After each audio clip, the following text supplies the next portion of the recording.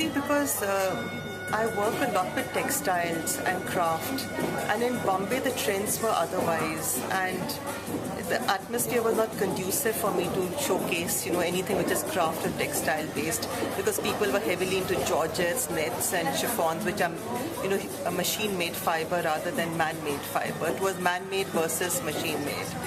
So I felt like last year or so, there's been a remarkable turnaround, and people are looking more at, looking forward to, keeping the heritage intact. And then I have a very old association with Ensemble because 22 years ago, that was my first major break. And I think that's a store with great work ethics. And I felt, since it's just like coming home for me. See, in 1996, I worked with BRAC in Bangladesh, which is one of the largest NGOs in the world. And it's virtually a parallel economy, and any student doing the MSW has to study how BRAC works.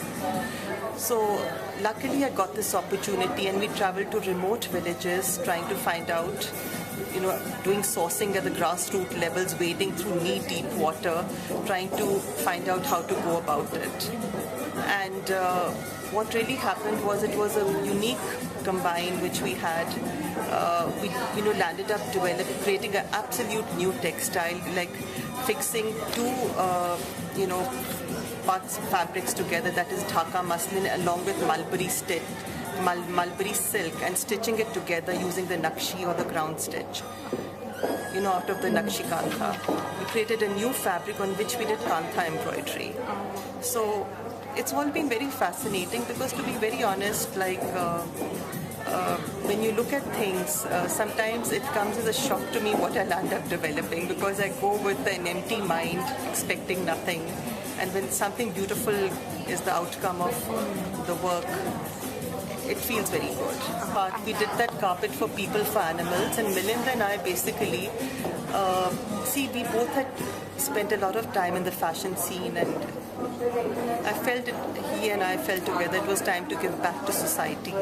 So this was our way of working on special projects where we could highlight craft and textiles. So we did so many various things. We introduced bamboo fiber in 2003 at the World Bamboo Congress, which was an international platform since India was the host country. And from there we moved to so many other things, we developed this carpet for People for Animals fundraiser. If you saw the dupatta it was based on, it was everything designed by us. Then also we had, in 2010 we did the Commonwealth opening ceremony, where we again used eco-friendly textiles, we used a bamboo base on which we did kalamkari. And we created an entire tree of knowledge, which was 115 feet textile installation.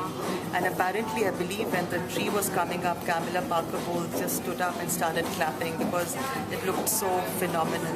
See, to be very honest, when you do kalamkari or any other craft technique, you have to provide innovations. It's like old wine in new bottles. And very frankly speaking, kalamkari has always been about traditional, motifs from the Ramayana and the Mahabharata. I said, why don't we try things like Buddhist tankas or Raja Ravi Verma paintings, which of course go with the ethos, and I think we've sold every piece possible.